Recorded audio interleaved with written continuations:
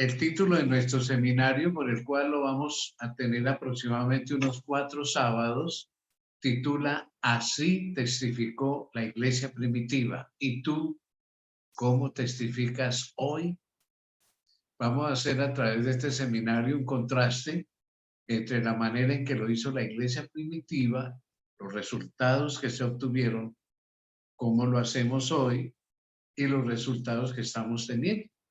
A ver a dónde vamos a llegar justamente. Bueno, ustedes ya saben que es nuestra costumbre, antes de iniciar cualquier actividad, pedir entonces la bendición de nuestro Dios. Así que es un momento de oración. Tenga la gentileza, mi querido hermano, usted allá en donde se encuentra, asuma una actitud de oración. Ayúdeme a encomendarme al Señor para que esto sea una bendición completa, lo que vamos a iniciar en esta tarde. Padre Celestial, muchas gracias por estas horas del sábado, por el gozo de tu día santo. Y gracias porque ahora en este momento nos vamos a dedicar a estudiar un aspecto bíblico e histórico que indudablemente nos va a dejar grandes enseñanzas para la testificación eficiente. Queremos hacerlo para ti. Espíritu Santo, sé tú nuestro maestro. Te lo rogamos en el nombre poderoso de Cristo Jesús. Amén y amén. Muchas gracias, hermanos, por acompañarnos. Entonces, como ya dijimos, el título de nuestro seminario es justamente Así testificó la iglesia primitiva. ¿Y tú cómo testificas hoy? Bien, vamos entonces a ver el contenido que va a tener este seminario. En primer lugar, vamos a tener una introducción. Va a ser muy conveniente saber lo que vamos a tratar. El primer capítulo, entonces vamos a tener nosotros, que titula justamente ¿cuál es el significado bíblico de la palabra testificar? Que va a ser muy interesante y eso lo vamos a ver a continuación. En segundo lugar, entonces, vamos a estudiar cómo testificaron los primeros cristianos y esto será el próximo sábado. El tercer capítulo que vamos a ver, reciclando, una palabra muy moderna, ¿no? Reciclando el método de la iglesia apostólica. Eso será posiblemente dentro de 15 días. Y entonces vamos a finalmente a tener una conclusión de este seminario. Seguramente va a ser inolvidable lo que nosotros aprendamos en el transcurso de este seminario. Entonces, vamos a lo que vinimos. Nuestra introducción. La testificación individual es un elemento en la evangelización que ha sido grandemente descuidada por la iglesia contemporánea, la iglesia de hoy. Una visión panorámica de cómo lo hizo la iglesia primitiva nos va a ayudar a los discípulos modernos a volver a las raíces de la iglesia apostólica. Si ella fue exitosa, bendecida, si seguimos sus mismos métodos, indudablemente, hoy por hoy todos nosotros vamos a tener el éxito que Dios espera de todos nosotros. Está comprobado que este método de testificación no cambió en los primeros siglos, fue siempre igual lo de la iglesia primitiva por varios siglos y los resultados fueron sorprendentes en una sociedad en donde ser cristiano era un crimen, un delito, como si fuéramos delincuentes. Era algo totalmente detestable, aborrecible, despreciado. Tremendo, ¿no? Bien, vamos a ver que este seminario o este libro va a estar dividido así. El primer capítulo será un análisis de la palabra testificación y sus implicaciones en el Antiguo y el Nuevo Testamento. Veamos lo escrito aquí en la pantalla. Un estudio, entonces, de esta palabra, testificación, nos va a ayudar a entender cuál es el concepto bíblico en cuanto a la testificación y cómo lo entendieron los lectores originales para ponerlo en práctica. Eso es lo que vamos a estudiar justamente esta tarde. Entonces, el segundo tema que vamos a tener será o tratará sobre cómo testificó la iglesia primitiva en medio de peligros de una sociedad que veía el cristianismo como un grupo desviado y peligroso. Este capítulo entonces estudiará qué era lo primero que se le enseñaba a un discípulo al convertirse en un seguidor de Cristo Jesús. Es muy importante que nosotros entendamos eso. Y entonces, en un tercer capítulo, se hará una analogía, una comparación en lo que se le enseña a una persona actualmente que acepta a Jesús al ingresar a la iglesia. Es muy distinto de lo que se hacía antes. Y luego, pues, se presentarán algunas pautas a seguir para reciclar el modelo de la testificación de la Iglesia Apostólica.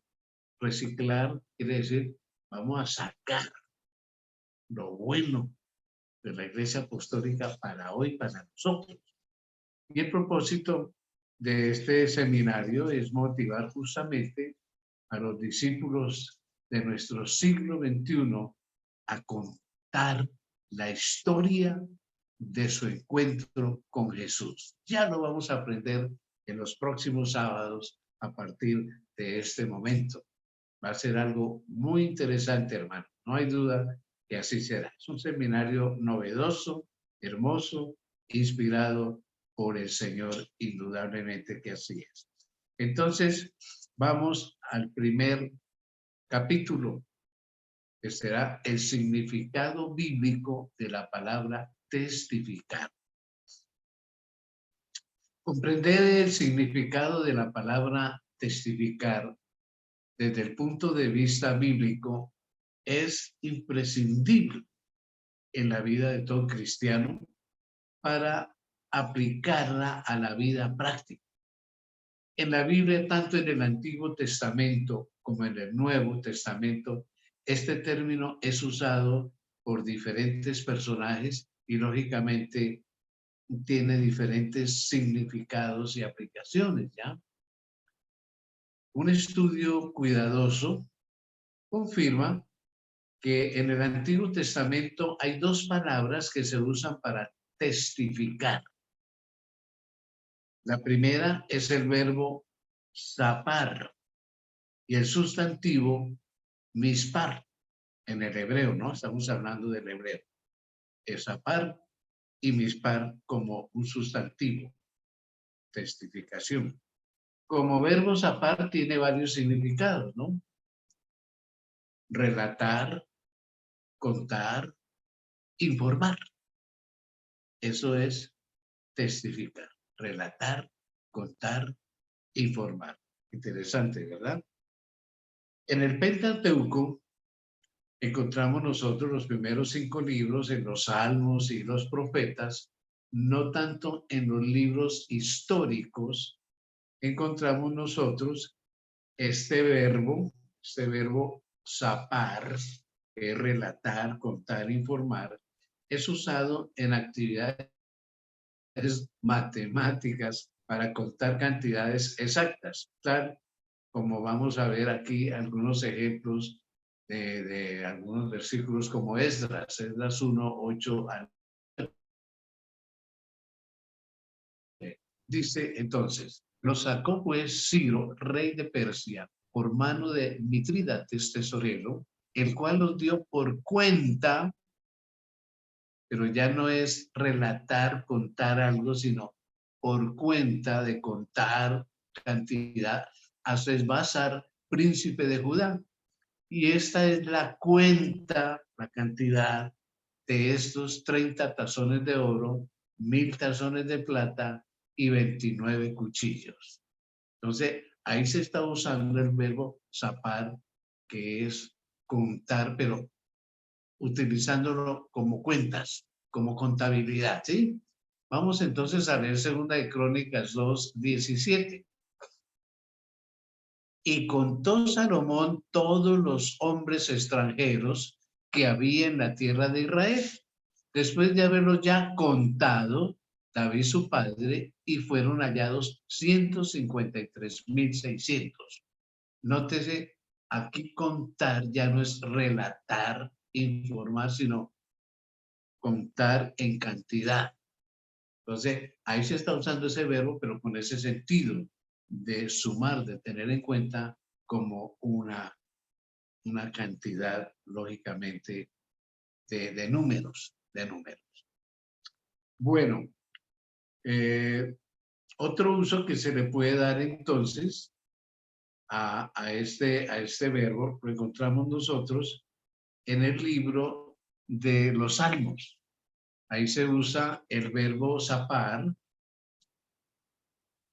para especificar que un individuo nunca podrá enumerar matemáticamente las obras de Dios. Así que, dice el Salmo, así que cuán preciosas me son, oh Dios, tus pensamientos, cuán multiplicadas son sus cuentas. Pero ya no es contar, sino números. Si los cuento, multiplícanse más que la arena. Despierto y aún estoy contigo. Entonces todavía se sigue usando como cantidades, pero no como relato. ¿Se nota? Por otro lado, hay otro uso del verbo zapar, es el que aparece en Jueces 7:15. Y dice, como Gedeón oyó la historia del sueño y su interpretación, adoró. Y vuelto al campo de Israel dijo, levantaos que Jehová ha entregado el campo de Madián en vuestras manos. Entonces, nótese, oyó la historia del sueño y su interpretación. Ahí oír está con el verbo zapar. Le contaron la historia, oyó la historia. Y entonces actúa con fe. Entonces aquí este verbo, alguien contó y él oyó. Tiene esa aplicación. El escritor del libro de Jueces emplea entonces ahí el verbo zapar para mencionar que alguien fue testigo y esa es la razón por la que ese individuo le cuenta a Gedeón una historia. Y Gedeón escuchó de uno de los soldados la historia que para él era desconocida. Y hace entonces la aplicación que ya acabamos de leer aquí en nuestro texto. De acuerdo entonces al pasaje de Jueces, el concepto de zapar se ensancha, pues su significado ya no es solo contar aritméticamente una cantidad, como ya vimos en algunos ejemplos. No, ya no es cantidades aritméticas, sino ahora toma la dimensión de un testigo que estuvo presente en un evento y lo comparte por medio de una historia, lo relata. Esa es la única vez que zapar significa contar una historia en el Antiguo Testamento, porque vamos a ver que en el Nuevo sí se usa bastante, bastante. Otros pasajes del Antiguo Testamento amplían el concepto encerrado en la palabra hebrea zapar. El autor, por ejemplo, de Primera de Crónicas, capítulo 16, verso 23, añade y escribió y dijo, cantad a Jehová toda la tierra, anunciad de día en día su salud, anunciad. Entonces, el verbo zapar ahí ya no es contar, relatar, anunciar, son sinónimos, anunciar. En este caso, entonces, el término zapar lleva connotaciones de proclamar o anunciar. Y vamos a ver entonces nosotros, por ejemplo, en el Salmo 9:1. El salmista expone lo que hará. Y él dice entonces, te alabaré, oh Jehová, con todo mi corazón.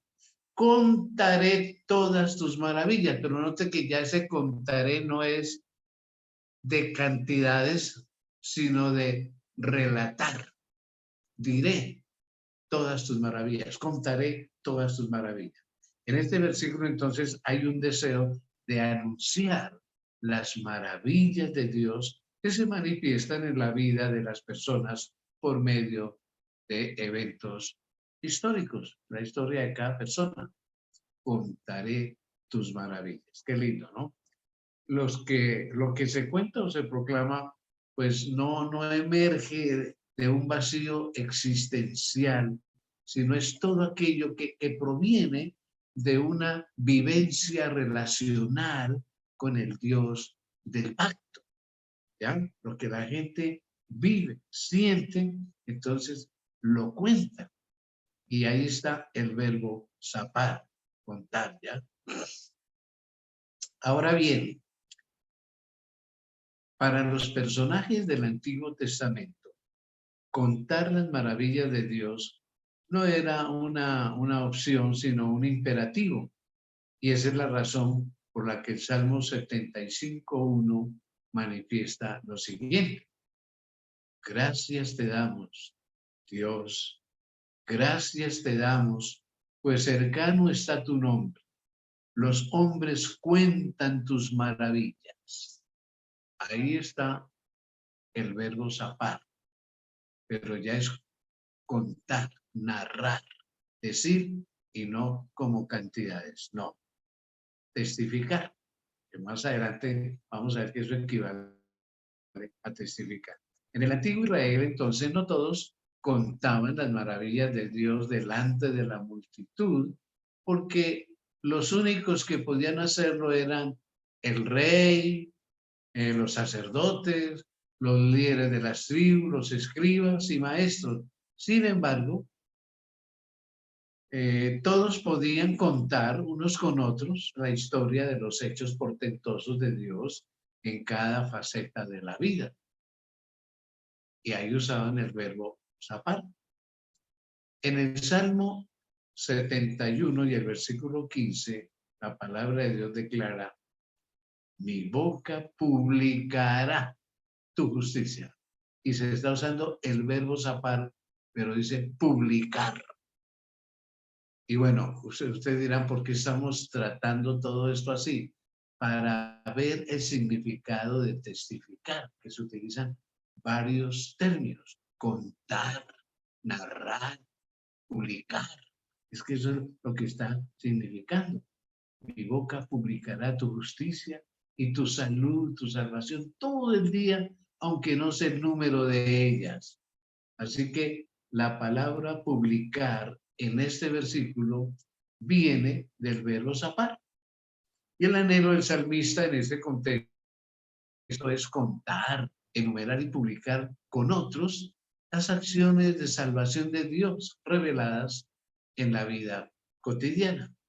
Ahora bien, el profeta Isaías, ahora vemos, dejó registrado un principio que permeó, digámoslo así, la esencia de la existencia de todo israelita.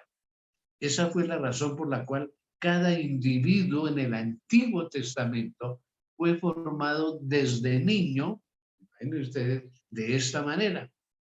Y dice Isaías 43:21, este pueblo críe para mí, dice Dios, mis alabanzas publicará, testificará. Noten, para esto los críe. Israel, como hemos estudiado en las lecciones de escuela sabática, no fue seleccionado para ser el dueño del mundo, para manejar el mundo, para ser los más ricos del mundo. Exactamente eso no fue el plan de Dios. Era, como dice aquí, para publicar las alabanzas y los portentos de Dios. Y claro, aquí publicar las acciones de Dios era parte integral de la vida de cada israelita. Para eso Dios los eligió. ¿Y saben qué, mis queridos hermanos? El remanente adventista, Dios lo ha elegido con el mismo propósito. Quedarnos callados, no estamos cumpliendo el propósito de Dios. Sigue siendo el mismo. Publicar las maravillas de Dios, de su amor, de sus milagros de transformación en nuestras vidas. No podemos quedar callados. Sigue entonces el mismo propósito que Dios tuvo con Israel, sigue con nosotros. Un ejemplo concreto de estas vivencias fueron las fiestas nacionales que el pueblo de Israel celebraba 3 veces al año. De ustedes quienes me han acompañado los domingos en la temática del santuario, pues ya conocen esas fiestas, que eran justamente la fiesta de los panes sin levadura con la Pascua, el Pentecostés, el día de la expiación, y ahora mañana en la noche vamos a estudiar la fiesta de los tabernáculos o de las cabañas. Esas fiestas nacionales justamente eran 3 veces en el año las principales y cantaban en esas fiestas cánticos de alabanza. Estos himnos eran divididos en salmos nacionales o personales, donde el pueblo o el individuo agradecían a Dios por ser librados de un peligro mortal. Y muchas vivencias, ustedes y yo conocemos estos salmos que son una belleza, ya se expresan lo que sentimos nosotros y llenos de promesas. No sé, estos se los sabían de memoria los levitas, los cantaban y muchas personas del pueblo se sabían de memoria esto y era una manera de alabar a Dios y de contar lo que él hacía, una manera personal de agradecer a Dios delante de todo el mundo.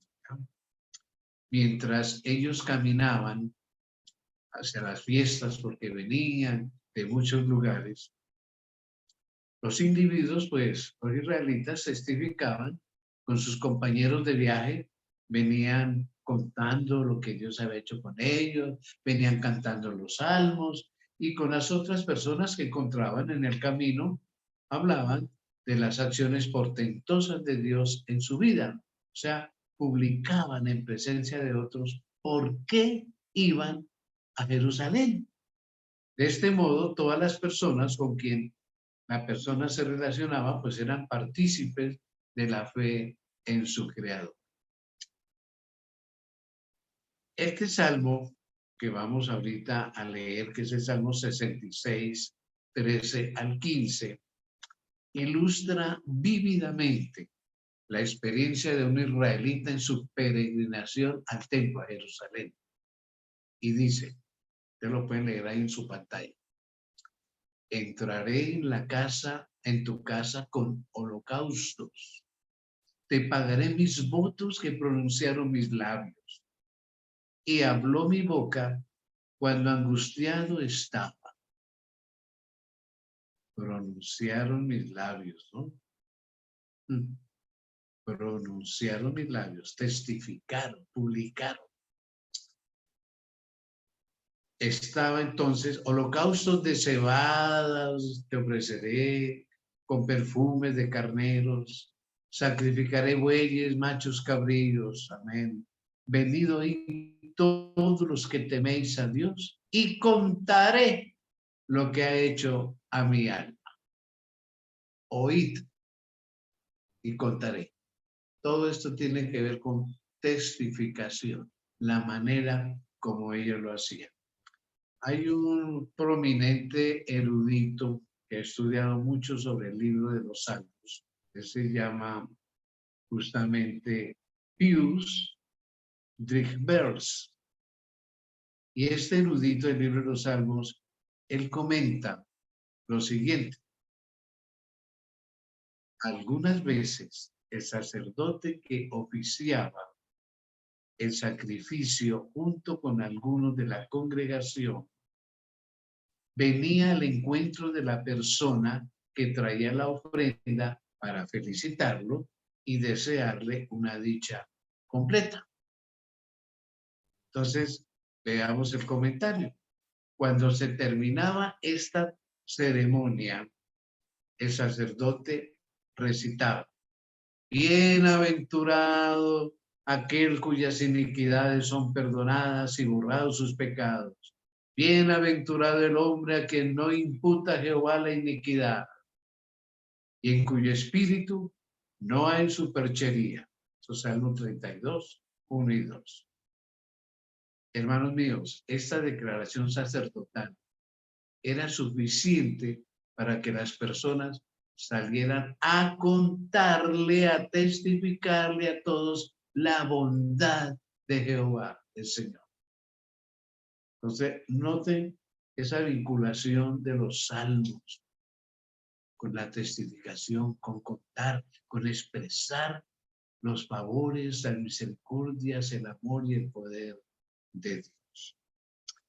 Se consideraba un imperativo categórico testificar sobre la justicia, la misericordia y la verdad de Dios. Veamos ahora nosotros el Salmo 66, 16.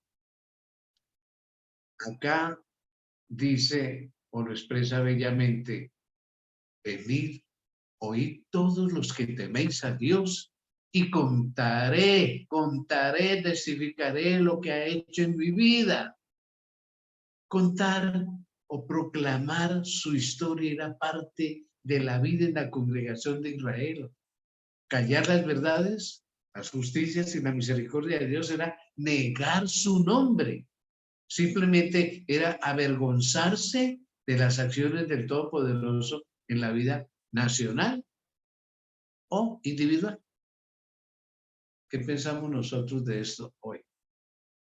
Cuando yo callo, cuando no le cuento al vecino, al compañero de trabajo, a mi familiar, sobre el amor de Dios, cuando me da vergüenza que sepan que soy adventista, caramba, callar estas verdades, las justicias y las misericordias de Dios para el israelita era negar el nombre de Dios. Tal vez nos pase hoy lo mismo a algunos de nosotros. Dios nos ha elegido para testificar, para proclamar, por supuesto que sí. La vida de todo israelita se movía entre la frontera del temor y el dolor, porque nunca fue totalmente de paz. Ustedes saben, por los libros de crónicas, de jueces, todo el tiempo invadidos de filisteos y de otros pueblos paganos que ellos tenían que haber eliminado y no lo hicieron. Entonces, todo el tiempo sus vidas se movieron ahí entre el temor, el dolor, la esclavitud. Pero el poder y la misericordia de Dios se manifestaban cuando un individuo lograba salir de esa situación angustiosa que podía encaminarlo a la muerte. Ese era un motivo para vivir agradecido y proclamarle a otros los hechos salvíficos de Dios. Veamos entonces que el salmista dejó estigmatizada esta verdad como un testimonio a las futuras generaciones. Y él dice entonces en el Salmo 22, 22, anunciaré tu nombre a mis hermanos, anunciaré, note, en medio de la congregación te alabaré. Así que, mis queridos hermanos, anunciar es alabar al Señor. En medio de la congregación alabaré, anunciaré tu nombre a mis hermanos. Ese era el propósito de Dios para Israel y lógicamente lo sigue siendo para nosotros. Testificar fue un asunto imprescindible en la vida del verdadero israelita en los tiempos del Antiguo Testamento. Contarle, nótese, contarle a la gente la historia de la liberación efectuada por Dios y aún en las cosas que parecieran ser insignificantes, era un deleite entre el pueblo, un deleite contar lo que Dios hacía. Así debe ser para nosotros, claro. Por eso el salmista manifestó en el Salmo 102, 19 al 22, lo siguiente: porque miró de lo alto de su santuario, Jehová miró de los cielos a la tierra para oír el gemido de los presos, para soltar a los sentenciados a muerte. Porque cuenten en Sión el nombre de Jehová, cuenten, publiquen, testifiquen. Cuenten en Sión el nombre de Jehová y su alabanza en Jerusalén. Cuando los pueblos se congregaren en uno y los reinos para servir a Jehová. Cuenten lo que él hace. Maravilloso, ¿no? Bueno, eso pues a grandes rasgos hablando de cómo era la manera de testificar en el Antiguo Testamento. Ahora veamos la testificación en el Nuevo Testamento. Muy importante, porque ya está más cerca de lo que significa esa palabra testificación.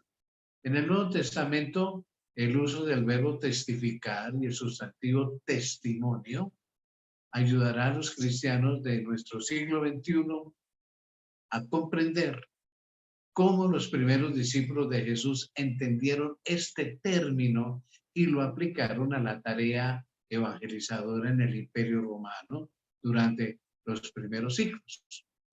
Veamos en la siguiente diapositiva que en el Nuevo Testamento esta palabra testificar aparece más de 175 veces. 175 veces y su uso es muy variado.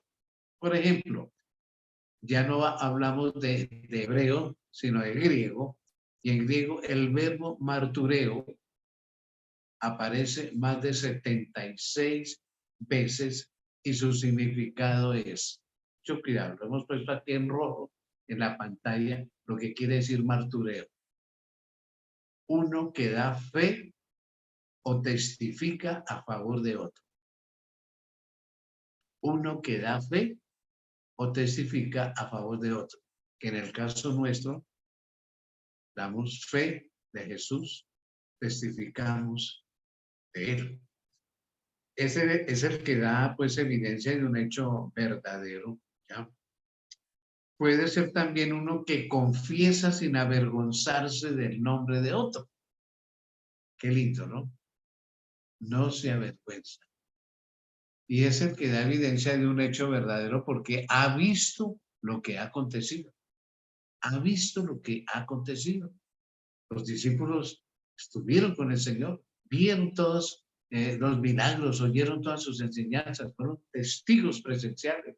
Entonces, este verbo martureo es justamente contar eso que se vivió, que se presenció, que se oyó.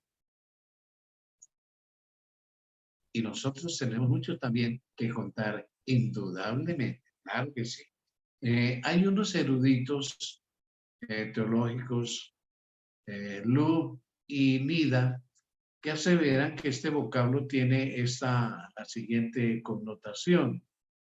Ellos dicen, es el individuo que provee información acerca de una persona o un evento sobre la base de una experiencia personal. Eso es testificar, martureo.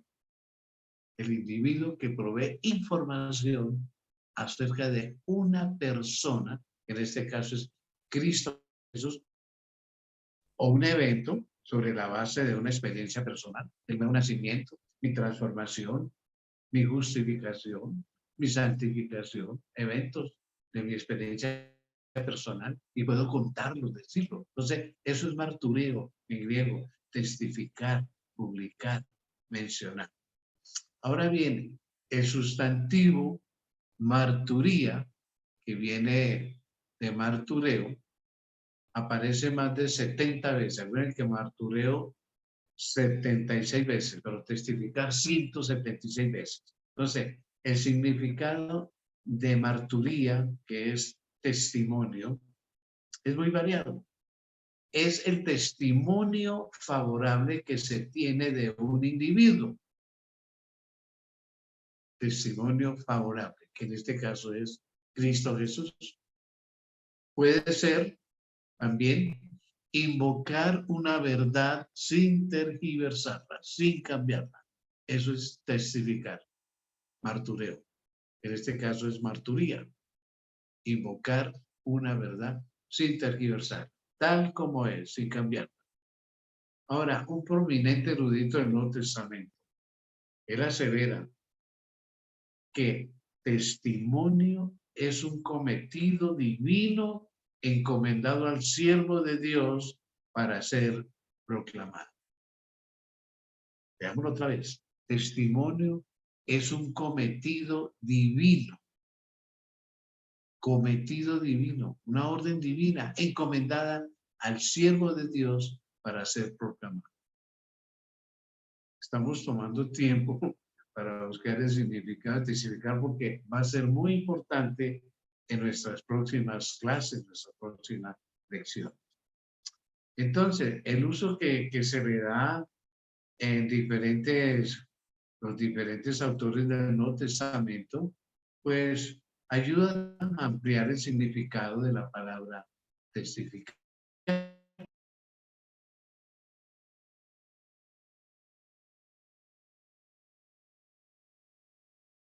El Evangelio, por ejemplo, de Juan, habla de un perro, ¿ya? Y de él entonces se dijo lo siguiente. Esto está en Primera de Juan 6, 7. Y dice entonces lo siguiente. Juan, él dijo entonces,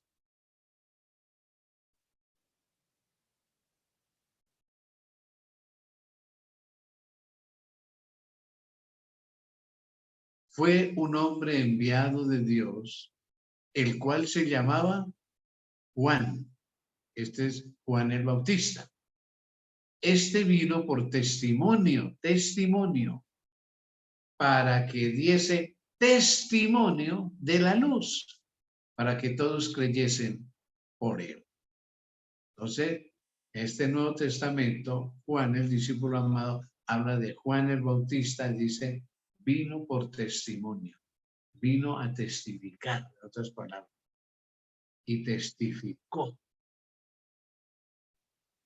Así que había un plan con Juan el Bautista, y ahí está la palabra testificar, marturía y también martureo. Ahora bien, aunque Juan el Bautista nunca había estado con Jesús, nunca lo había visto, sin embargo testificó lo que el Todopoderoso le mostró del Cordero de Dios. Hay un teólogo de nombre Jorge o George E. Ladd que él manifestó una gran verdad cuando escribió y dijo, la fe es siempre una respuesta a testificar de las obras de Dios, de Jesús o de su palabra. Lo voy a repetir. La fe es siempre una respuesta a testificar de las obras de Dios, de Jesús o de su palabra.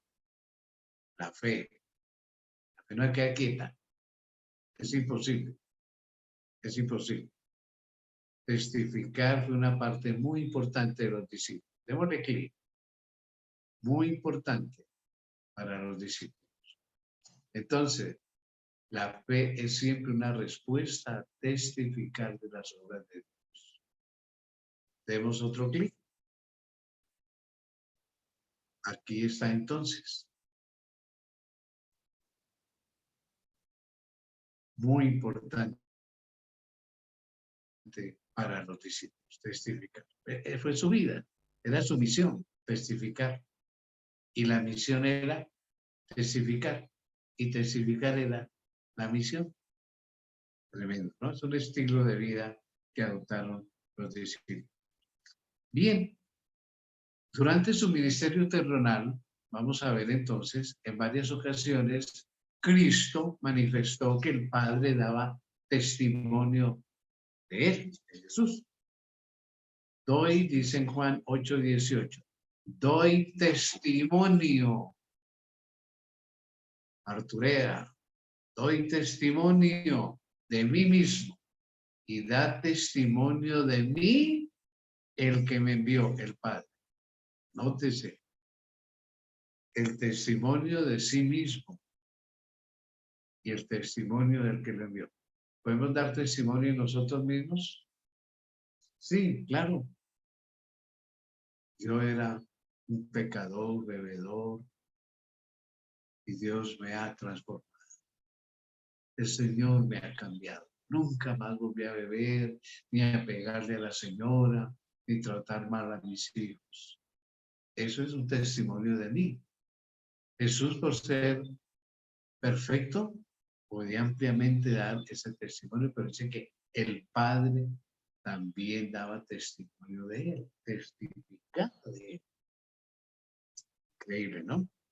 En cierta ocasión Jesús dijo que sus obras testificaban que el Padre lo había enviado.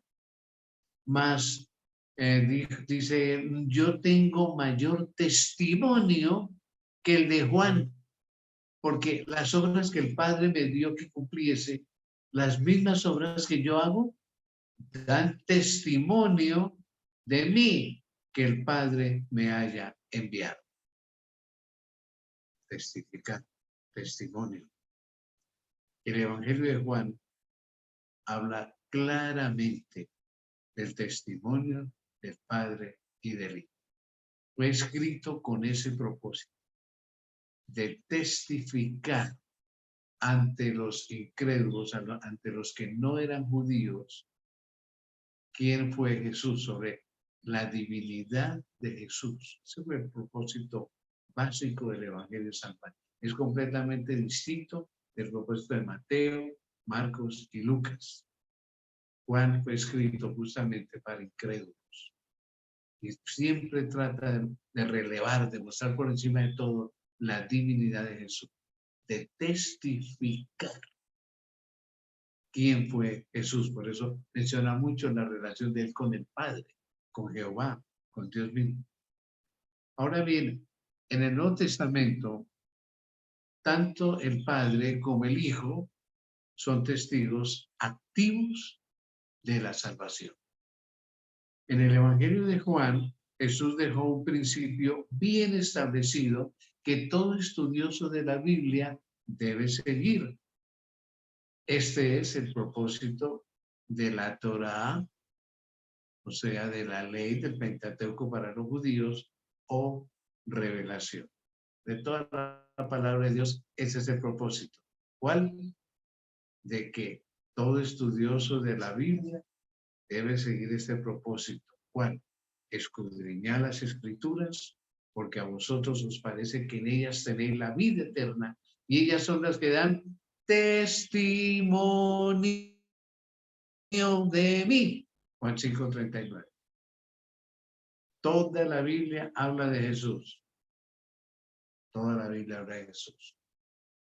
La función primordial de la revelación no es dar vida, sino testificar de aquel que puede llenar de vida a los hombres. Nótese, testificar de aquel, de Jesús, que puede darnos vida. Ahora, el epílogo, o sea, el final del Evangelio de Lucas, menciona lo que serían los discípulos cuando Jesús partiera de esta tierra a su Padre. Y nos dice Lucas 24, 46 al 48. Entonces les abrió el sentido para que entendiesen las Escrituras.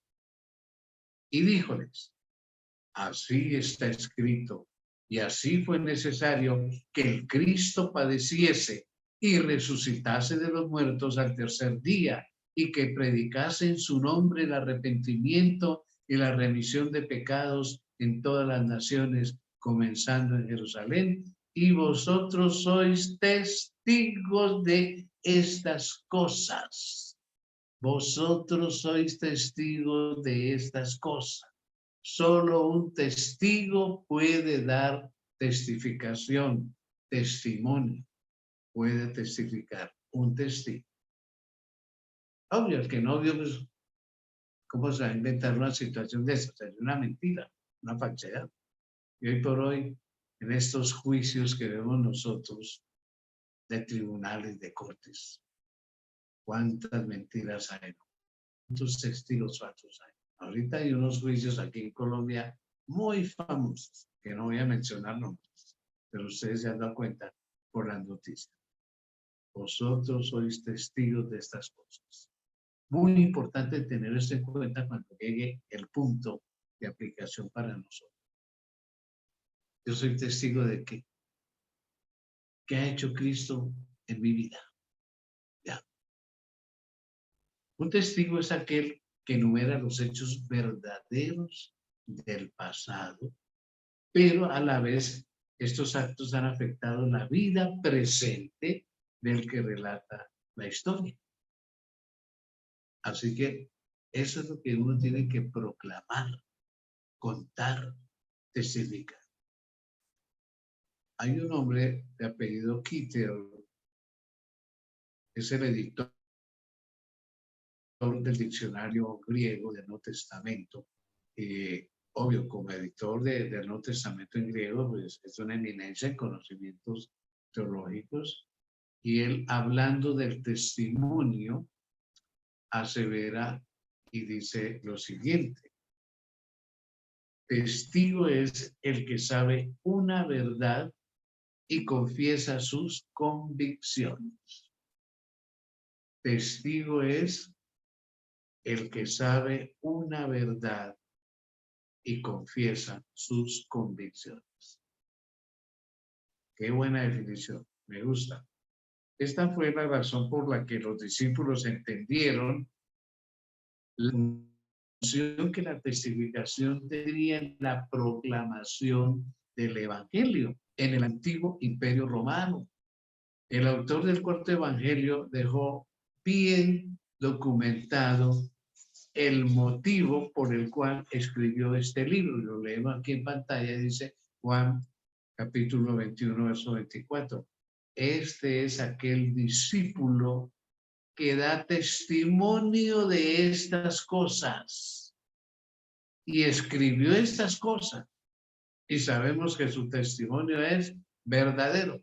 ¿Por qué? Porque lo vio, lo vivió, estuvo con Jesús y por eso tuvo esa autoridad de escribirlo, decirlo de alguna manera. Lo mismo sucedió con los discípulos, otros discípulos, y lo mismo debe suceder hoy con cada uno de nosotros. Dar testimonio verdadero de lo que hemos vivido y experimentado gracias al poder de Dios, gracias al poder del Espíritu Santo. Cuando Jesús fue a partir, en ese momento de partir, le recordó a sus discípulos la misión de predicar el Evangelio a todo el mundo. Sin embargo, anunciar el Evangelio implicaba más que predicar, era ser un testigo. Él dijo en Hechos 1:8, mas recibiréis la virtud del Espíritu Santo que vendrá sobre vosotros y me seréis testigos en Jerusalén, en toda Judea y Samaria y hasta lo último de la tierra. Me seréis testigos con el poder, la virtud del Espíritu Santo. Qué hermoso, ¿no? Los discípulos estaban calificados para ser testigos en ese momento porque habían experimentado la presencia de Jesús. Y eso pasará con nosotros también. Cuando experimentemos la presencia de Jesús, su amor en nosotros, seremos testigos en todo lugar y en todo momento. Qué lindo, ¿no? Bien, mis queridos hermanos, estamos invitados a la próxima lección el próximo sábado. Y esta sí va a ser más práctica. ¿Por qué? Porque ya vamos a entrar en el tema de cómo testificaron los primeros cristianos. Ya vamos a entrar en materia. Todo esto ya fue un preludio de lo que nos espera. Un seminario lindo, novedoso, que indudablemente marca nuestras vidas en la testificación. Están invitados. Próximo sábado a las 4. Por nada del mundo se va a perder usted esta conferencia, este seminario. Y bien, en nuestro siguiente slide tenemos nosotros que debemos dar gracias a Dios por estudiar esta tarde. ¿Les parece bien? Bien, adoptemos actitud de oración. Padre, muchas gracias por lo que hay en tu palabra, porque tú tienes un plan con nosotros, como lo tuvo con Israel. Queremos ser testigos tuyos. Queremos aprender a testificar. Espíritu Santo, solo tú puedes hacer lo posible en nuestras vidas. Síguenos enseñando. Mora con nosotros. Y este resto de sábado, no te vayas de nosotros. Haznos felices. Te lo pedimos en el santo nombre de Jesús. Amén. Amén. Bueno, ¿ustedes desean tener este seminario? Para seminarios anteriores tuvimos cartilla, sobre todo con parejas discipuladoras, tuvimos una cartilla presencial que la mayoría la recibió. De este seminario no la tenemos en material. Si usted quiere, la puede bajar y nosotros le mandamos entonces el link para que usted la tenga, para que usted pueda tener este seminario. Solicítelo a uno de estos teléfonos. El 310-439-6285 o al 312-237-8708. ¿Lo anotaron? ¿Están buscando el bolígrafo por ahí? Mientras lo encuentra, le repito los números. Usted los lee en pantalla. 310-439-6285 o 312-237-8708. Le enviaremos el link para que usted entonces pueda bajarlo, lo pueda tener. Y entonces vamos a seguir con nuestras clases acá, nuestros comentarios. No olvide la próxima lección. ¿Cómo testificaron los primeros cristianos? Y bien, pasando a nuestro slide, queremos decirles que Ministerios Personales de la Iglesia Maranata ha sido privilegiado con la presencia de ustedes, mis hermanos.